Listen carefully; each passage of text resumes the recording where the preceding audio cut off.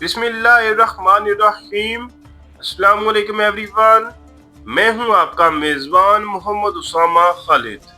उम्मीद करता हूं कि आप सब खैरियत से होंगे। आज की वीडियो है एक और तारीखी किरदार के हवाले से, जिसका नाम है मुज़फ़्फ़रुद्दीन गोकबरू या गोकबरी।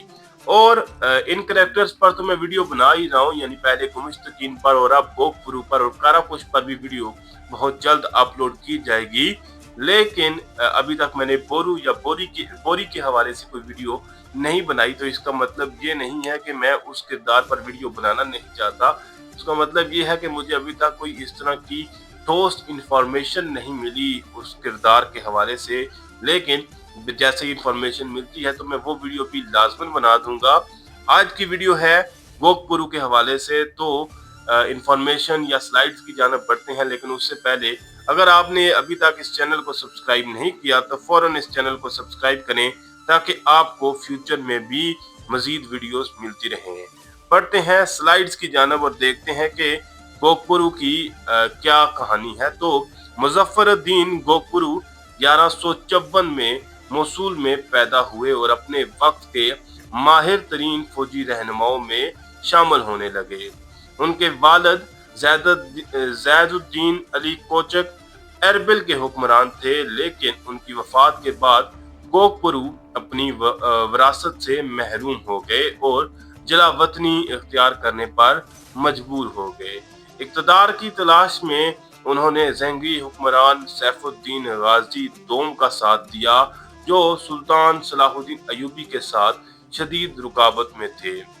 इन बरसों के दौरान ज़ंगियों ने शाम और बैनुल नहरीन यानी कि मेसोपोटामिया में अपना असर व रसूख बरकरार रखने के लिए जंगें लड़ी, क्योंकि उन्हें सलाहुद्दीन अयूबी की बढ़ती हुई ताकत का खौफ था।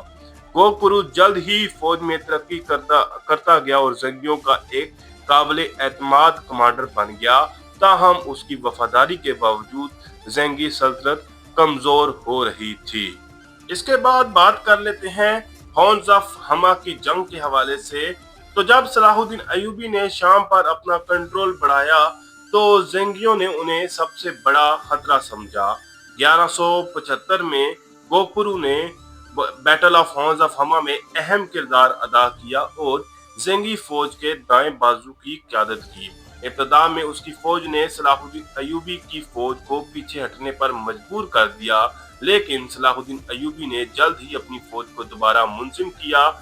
अपनी बेहतरीन फौज के साथ जवाबी हमला करते हुए उन्होंने जंग का पासा पलट दिया। ज़ंगी फौज को जबरदस्त शिकस्त हुई और गोकबरू बेमुश्किल जान बचाकर भागा। ये जंग एक अहम मोड़ साबित हुई, क्योंकि ज़ंगियों ने शमाली शाम पर कंट्रोल खो दिया। गोकबरू, जो पहले सलाहुद्दीन अयूबी के सख्त मुखालिफ थे, अब अपनी ही फौज की कमजोरी देखने लगे। अगरचे वो ज़ंगियों के लिए लड़ते रहे, लेकिन अब वो इस हकीकत से इनकार नहीं कर सकते थे कि सलाहुद्दीन अयूबी मुस्लिम दुनिया के सबसे ताकतवर रहनुमा बन रहे थे। इसके बाद शिकस्त के बाद ज़ंगी हुक्मरानों को इक़्तिदार बरकरार रखने में मुश्किलात का सामना करना पड़ा, जबकि दूसरी जानब सलाहुद्दीन अयूबी को मुस्लिम हरीफों और सलेबियों पर मुसलसल फतूहात ने उन्हें खित्ते का बेताज बादशाह बना दिया। गोकबरू ने इस तब्दीली का मुशाहिदा किया और ज़ंगियों के मकसद पर शक करने लगा। वो इलाके जो कभी ज़ंगियों के ज़ेर तसल्लुत थे, अब सल्तनत सलाहुद्दीन अयूबी के हुकूमत में आ चुके थे और उनके इत्तेहादी कमजोर हो रहे थे। फौजी शिकस्तों और सियासी अदम इस्तेहकाम ने उनके शकूक व शुबहात में मजीद इजाफा किया। वो कभी सलाहुद्दीन अयूबी के अरूज को रोकने के लिए लड़ा करते थे, लेकिन अब उन्हें एहसास होने लगा कि ये मुज़ाहमत बेसूद है। जैसे जैसे उनके शुबहात मजबूत होते गए, वो सोचने लगे कि शायद उनका मुस्तकबिल भी ज़ंगी सल्तनत के बजाय सलाहुद्दीन अयूबी के साथ है। 1182 तक गोकबरू मजीद हकीकत से नजरें नहीं चुरा सकते थे। ज़ंगी सल्तनत ज़वाल पजीर थी, जबकि सलाहुद्दीन अयूबी एक ताकतवर सल्तनत तामीर कर रहे थे। जानते हुए कि मुस्तकबिल सलाहुद्दीन अयूबी का ही है, कोकबरू ने खुफिया तौर पर अपना रुख बदलने का फैसला किया।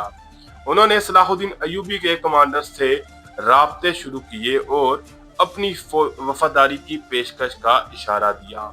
आने वाले बरसों में वो जंगी सल्तनत को छोड़कर सलाहुद्दीन अय्यूबी की बैत कर लेंगे, जो उनके कैरियर में एक तारीखी तब्दीली हुई। ये फैसला न सिर्फ उनकी तकदीर बल्कि तारीख की तकदीर या तारीख के दाड़े को भी बदल देगी। यानी ये एक ऐसा फैसला था। जबकि अगर सीरीज की बात की जाए, यानी ये जो कुदस फातह सलाहुद्दीन अय्यूबी की सीरीज है, तो मुझे नहीं लगता कि हॉर्न्स ऑफ हमा की जंग के बाद कोकबरू को मजीद सलाहुद्दीन अय्यूबी के खिलाफ यहाँ पर दिखाया जाएगा और सलाहुद्दीन अय्यूबी की फौज में वो जल्द ही शामिल हो जाएंगे। इसके बाद अगली स्लाइड की जानब बढ़ते हैं। तो सलाहुद्दीन अय्यूबी की बैत के बाद कोकबरू उनके सबसे काबिल एतमाद कमांडरों में शामिल हो गए। उन्होंने कई अहम जंगों में हिस्सा लिया, जिनमें 1187 की मशहूर जंग हैतन या बैटल ऑफ हैतन भी शामिल थी, जहां पर सलाहुद्दीन अय्यूबी ने सलेबी फौजियों को बदतरीन शिकस्त दी। उस जंग में कोकबरू ने अहम किरदार अदा किया, दुश्मन फौज को घेरने और शिकस्त देने में मदद की। उसके बाद उन्होंने महासरा अक्का, जो कि 1189 से 1191 तक जारी रहा, उसमें भी शिरकत की, जहां उन्होंने अय्यूबी अफवाज की क़यादत की। उनकी वफादारी के बदले में सलाहुद्दीन अय्यूबी ने उनको अरबल की हुक्मरानी सौंप दी, जो वो अपनी बाकी जिंदगी तक संभालते रहे। उनकी क़यादत में अरबल इस्तेहकाम का एक अहम मरकज बन गया, जो अपनी मजबूत फौजी मौजूदगी और तरक्की पजीर मईशत के लिए जाना जाने लगा। अब उनकी अरबल पर हुक्मरानी और उनकी मीरास के हवाले से बात कर लेते हैं आखिरी स्लाइड में। तो अरबल के हुक्मरान की हैसियत से कोकबरू ने शहर को फौजी और माशी लिहाज से मजबूत बनाने पर तवज्जो दी। उन्होंने मसाजिद, मदारस और हस्पताल तामीर करवाए ताकि आवाम को तालीम और सेहत की सहूलियात मुयस्सर आएँ।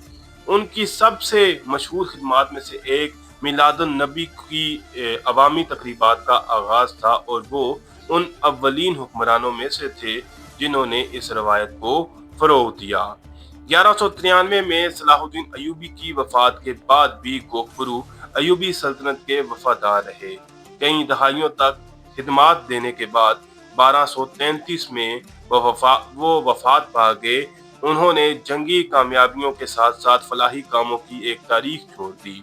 अरबल में उनका दौरे हुक्मरानी खुशहाली का ज़माना समझा जाता है और उनकी इस्लामी तारीख में खिदमात आज भी याद की जाती हैं।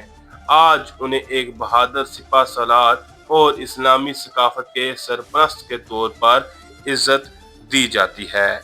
और ये जो इस लास्ट स्लाइड में आप सिक्का देख रहे थे, ये भी कोकबरू का ही कोई सिक्का है। हो सकता है अरबल में जो सिक्का चल रहा हो वो सिक्का हो, लेकिन ये भी कोकबरू से ही रिलेटेड है। तो ये थी मुजफ्फरुद्दीन कोकबरू की एक छोटी सी डिटेल्ड वीडियो, जिसमें मैंने कोकबरू के हवाले से आपको तमाम इंफॉर्मेशन बताई। और वो पहले जंगी सल्तनत की खिदमत करते रहे, लेकिन जब उनको इस बात का अंदाज़ा हो गया कि जंगी सल्तनत अब इख्तिताम पजीर है, तो तब वो सलाहुद्दीन अय्यूबी के साथ शामिल हो गए। मेरे हिसाब से इस सीरीज में बैटल ऑफ हॉर्न्स ऑफ हमा के बाद कोकबरू सलाहुद्दीन अय्यूबी के साथ शामिल हो जाएंगे और तीसरे सीजन में हो सकता है हम सलाहुद्दीन अय्यूबी को कुदस फतह करते हुए देखें। तो फिल वक्त के लिए इतना ही। अगर आपको वीडियो अच्छी लगी तो वीडियो को लाइक लाजमी करिएगा, मेरे इस चैनल को लाजमी सब्सक्राइब करें और बेल आइकन को प्रेस करें ताकि आपको तमाम नई वीडियोस की अपडेट्स मिलती रहें। मिलते हैं बहुत जल्द नई वीडियोस के साथ, नई अपडेट्स के साथ। इजाज़त दीजिए, अल्लाह हाफिज़।